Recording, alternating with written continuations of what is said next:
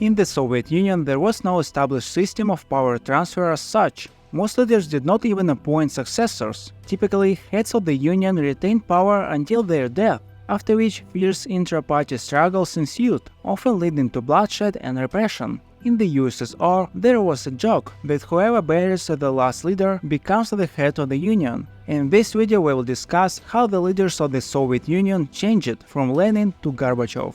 The first ruler of the Soviet Union was Lenin. However, he did not have the opportunity to significantly influence the country's course. A severe illness struck him in the first year of the Union's creation. By the following year, Lenin's health deteriorated further, and he spent most of his time at his own dacha. He passed away in 1924, leaving no clear successor. In his final letter, Lenin wrote about potential successor and criticized each of them. Even before his death, a power struggle unfolded among those closest to him. The main contenders for leadership of the Soviet Union were Stalin, Trotsky, Zinoviev, Kamenev, and perhaps Bukharin, although the latter later criticized Stalin and did not actively vie for leadership.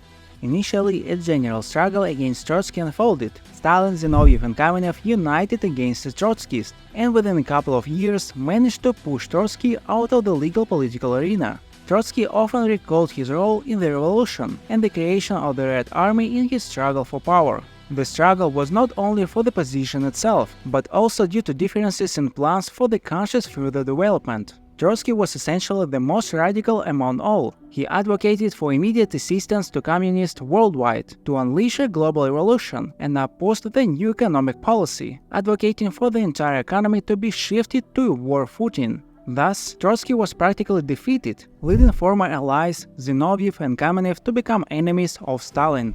Accusations of betrayal, association with the bourgeoisie, and links to the Mensheviks were thrown around by both sides. In the 1920s, Zinoviev and Kamenev became opponents of the new economic policy and socialism in one country. However, by 1926-1927, they were defeated with Stalin's support. The party majority sided with Stalin, and the remnants of the opposition were destroyed. Zinoviev and Kamenev repented and were reinstated in the party, but had already lost their previous influence. However, after a short period, they were executed during Stalin's purges. Thus, Stalin became the sole ruler of the Soviet Union. Interestingly, as I have already mentioned, the struggle was conducted on ideological grounds. However, ideological disagreements were not always a central theme of discord. This is evidenced by the fact that even during periods of struggle, sides constantly changed their opinions on the development of the state. Stalin, upon coming to power, initiated active industrialization, a policy Trotsky had advocated in the 1920s. Stalin continued this policy until 1953, becoming a sole dictator during his rule. His leadership is also associated with political repression, mass terror, the collectivization of agriculture, the artificially induced Holodomor famine in Ukraine, and the cult of personality created around him. After his death, a similar intra-party struggle unfolded. In this instance, the main contenders for leadership were Beria, Khrushchev, and Malenkov. Interestingly, there were almost no ideological differences this time. All contenders sharply condemned Stalin's policies, although in essence they had been his accomplices, and were in favor of more liberal and open policy. Beria was the first opponent to fall. Khrushchev considers him his main competitor. Beria was Stalin's favorite, and concurrently his main accomplice in all his crimes. In 1953, with the majority of the party's consent, Beria was removed from all positions, arrested on charges of treason, and executed the same year. Many of his supporters were also arrested. Malenkov could not effectively resist Khrushchev, despite holding power for a short period.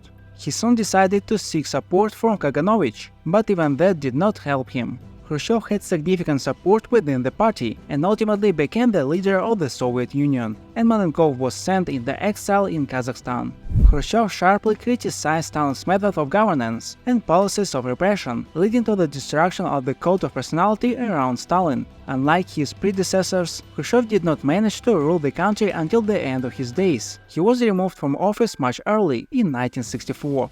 Khrushchev's loyalty rapidly declined after coming to power, with a series of his ambiguous and unsuccessful reforms. By the early 1960s, he had few supporters. Soviet figure Brezhnev gradually organized a conspiracy, discovering that most high-ranking officials were against Khrushchev. The catalyst of the coup was Khrushchev's removal of his previous allies from the office and promises to conduct purges in the upper echelons of power. These circumstances only fueled discontent. Consequently, in October 1964, Khrushchev was urgently summoned from a foreign trip to a meeting, where he was criticized and ousted from power. The official interpretation stated that he was removed due to health reasons.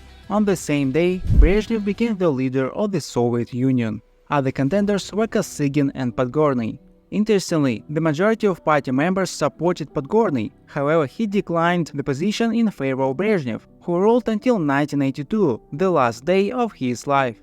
Under his leadership, the country maintained political and social stability, but on the flip side, it was a period of slowing economic and political development. Long before Brezhnev's death, discussions about his successor began due to his deteriorating health. In the last years of his life, he could barely move and speak.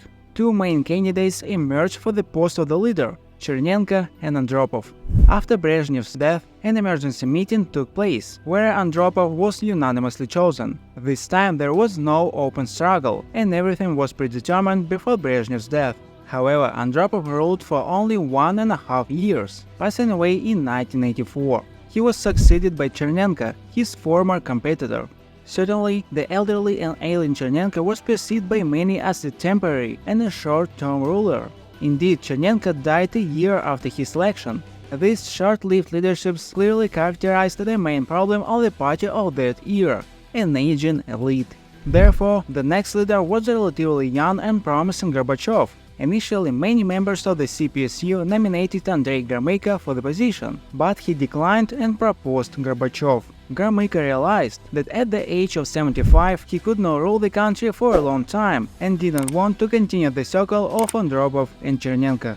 In opposition to Gorbachev, Grishin and Romanov also emerged. However, they did not garner broad party support, and ultimately, in the General Assembly, Gorbachev was elected as the leader of the country, becoming the last ruler of the Soviet Union. We will explore how Soviet leaders ruled and what they are remembered for during their times in separate videos. That's all for now, thank you for watching, don't forget to like and comment this video. See you!